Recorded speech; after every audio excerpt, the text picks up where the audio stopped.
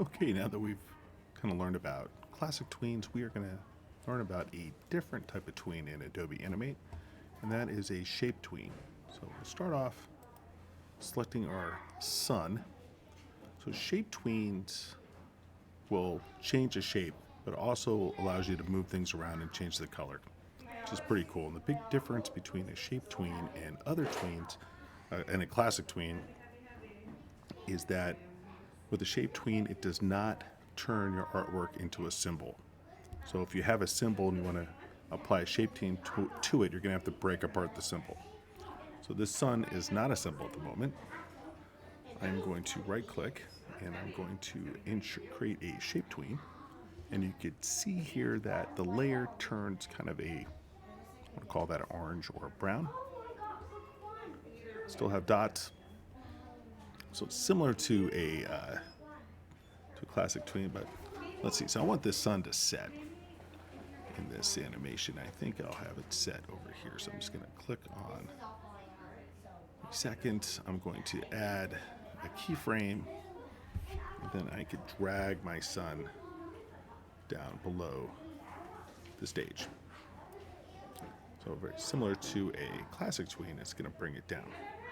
So you might think, wow, it's similar to classic, but what I can do, I can select that, and I can go to my color palette, and I can make that sun kind of a orange-red. So what will happen now as it comes in here, you'll see that as it tweens, it changes color as well, which is pretty sweet. And if I wanted to, with the transform tool, I could kind of squash it a little bit too. And now as it comes down, it'll kind of deform and squash, kind of like it happens in a real sunset. So if I test this animation, as it goes along, it's on the set, and it loops. So day to night, day to night. It's pretty sweet. So if I wanted to take this to the next level, that's the sun. Lock the sun down and go to my sky layer, unlock the sky layer. I can look at my sky and I can mess around with gradients. So in order to apply, I know, I'm sorry, I guess it's like the first grade or kindergarten at the library at the moment, so everyone's yelling. But I can go to my sky layer. I can go to my color palette. And I could turn my sky into a gradient, a linear gradient. Double click here, and I can choose kind of like a dark blue on one side, and I could light blue on the other side. And my gradient is horizontal. If I go to my paint bucket tool, I could click and kind of drag. So I don't want to do that. I want to go up here.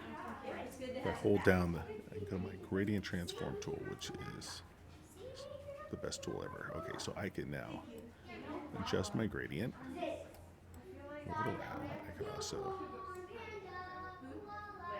spread it out like this. And I can, what I want to do,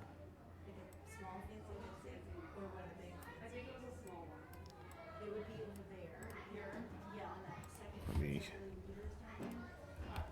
look around with this for a second.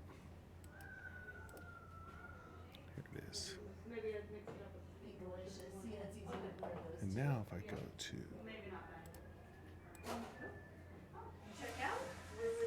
I want to kind of get that gradient spread out a little. Here it is. I can move the gradient up a little bit. So I can do a little bit of this, move the gradient up. So at the beginning of the day, it'll look kind of similar to this. Okay, so I have my gradient established.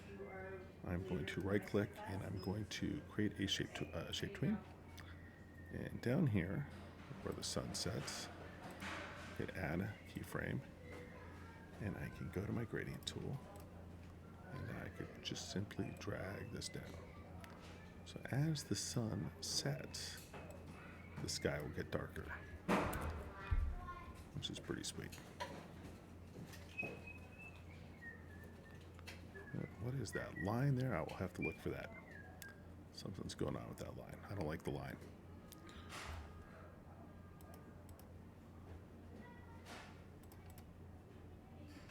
Now I can see.